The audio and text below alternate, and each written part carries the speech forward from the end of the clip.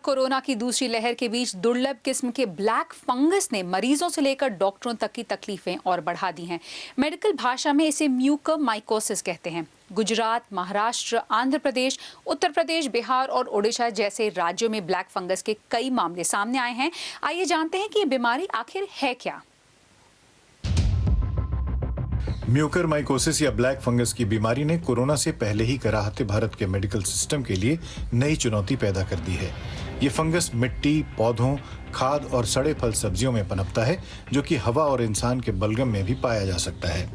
ये नाक से मिट्टी के संपर्क में आने या खून के जरिए शरीर में दाखिल हो सकता है। फिर ये त्वचा, फेफड़ों, आंखों और दिमाग को निशाना बनाता है। इसमें मृत्यु दर 50% तक हो सकती है। ब्लैक फंगस के शिकार मरीजों के इलाज में कई बार आंख निकालनी पड़ती है या प्रभावित अंग को काटकर अलग करना पड़ता है। अक्सर लोगों को फंगस का अंदाजा तब होता है जब काफी नुकसान हो चुका होता है। अगर इसके लक्षणों की बात करें तो नाक बंद होना, नाक से खून आना, आंखों और सिर में दर्द, आंखों और चेहरे पर सूजन, धुंधला दिखना, दांत दर्द और खून की उल्टी आना इसके प्रमुख लक्षणों में शामिल हैं। भारत में ज्यादातर वो कोरोना मरीज इसके शिकार हो रहे हैं जो डायबिटीज से पीड़ित हैं या जिन्हें इलाज में कथित तौर पर स्टेरॉइड्स दिए गए हैं। दरअसल कोरोना हमारे प्रतिरक्षा तंत्र पर हमला करता है, जिससे शरीर में पहले से मौजूद कोई बीमारी और जोरदार हमला करती है। स्टेरॉइड्स भी प्रतिरक्षा तंत्र को कमजोर करते हैं, तो रोग प्रतिरोधी क्षमता कम होने और शरीर में शुगर ज्यादा होने पर ब्लैक फंगस को फैलने का मौका मिलता है। लेकिन कोरोना महामारी के दौरान इस बीमारी के फैलने के कारण क्या हैं, जानने के लिए बीबीसी संवाददाता अरविंद छाबड़ा ने बात की पीजीआई चंडीगढ़ के डॉक्टर आमोद गुप्ता से। इसलिए ज्यादा खतरनाक है क्योंकि ये खून की नाड़ियों में, खून की धमनियों में इन्वेजन करती है, ये अंदर घुस जाती है और खून की नाड़ियों को, आर्टरीज को ब्लॉक कर देती है। तो जिस हिस्से में ब्रेन के, चाहे वो ब्रेन है, बॉडी के जिस भी हिस्से में ये फंगस एक बार चली जाती है तो वहां की वो एक किस्म की लोकलाइज गैंग्रीन कर देती है उस ऑर्गन की। कि आखिर कोविड-19 या कोरोना वायरस से म्यूकरमाइकोसिस का लिंक क्या है?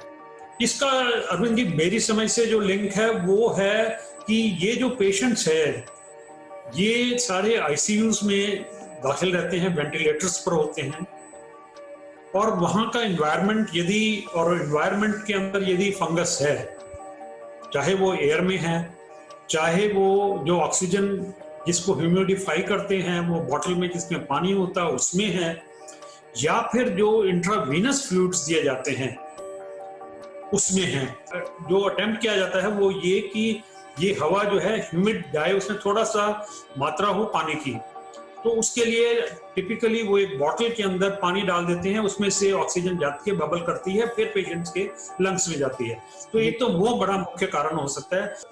उसमें जो कारण हमें मिला वो एक इन्फ्यूजन्स का मिला। देखिए, हमारे एनवायरनमेंट में इंडिया में खास करके जो साउथ इंडिया है और नॉर्थ इंडिया में जो एनवायरनमेंट में फंगस तो बहुत है और इसका कोई हम इलाज नहीं कर सकते।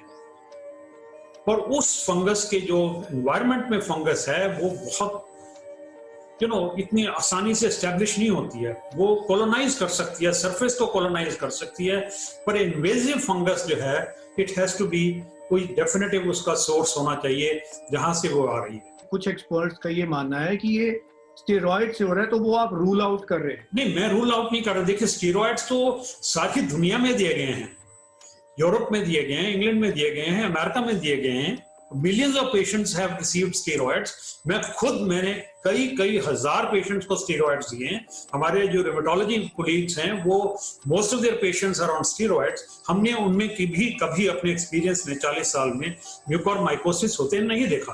तो स्टेरॉइड्स एक काम कर रहे हैं कि वो जो आदमी की जो इम्यूनिटी है उसको कम कर रहे हैं, बट फंगस का सोर्स नहीं है। फंगस तो बाहर से आ रही है, फंगस हवा से आ रही है तो वो कॉलोनाइज करती है। यदि उसका किसी फ्लूइड से आ रही है तो वो उसको जाके इन्वेड करती है, वो डिफरेंट ऑर्गन्स में डिस्ट्रीब्यूट हो जाती है। और Indian council of medical research ने इससे बचाव के निर्देश जारी किए हैं, जिसके मुताबिक धूल भरी जगह जाने पर मास्क लगाने, मिट्टी से जुड़े काम करने पर दस्ताने पहनने, अच्छी तरह नहाने और साफ सफाई का खास ख्याल रखने की सलाह दी गई है। वहीं ये भी जरूरी है कि कोरोना मरीज के शुगर लेवल और उसे दिए जा रहे स्टेरॉइड्स पर कड़ी निगरानी रखी जाए। इस बीमारी के बारे में नीति आयोग के सदस्य डॉक्टर वी के पॉल ने ये कहा। तो म्यूकर एक फंगस है, ये जहाँ पानी इकट्ठा होता है लगभग वेट सरफेस होता है वहाँ पे रहती है। एक इम्पॉर्टेंट बात इस डिजीज़ में ये है कि ये लगभग बहुत हद तक डायबिटीज़ के मरीजों में होती है। डायबिटीज़ नहीं है तो बहुत अनकॉमन है कि म्यूकरमाइकोसिस हो, लेकिन ये भी याद रहे कि ऐसी बहुत बड़ी कोई आउटब्रेक हो रही है ऐसा भी नहीं नज़र में है। वॉच कर रहे हैं और अपने तरीके से इसका सर्वेलेंस हम कर रहे हैं।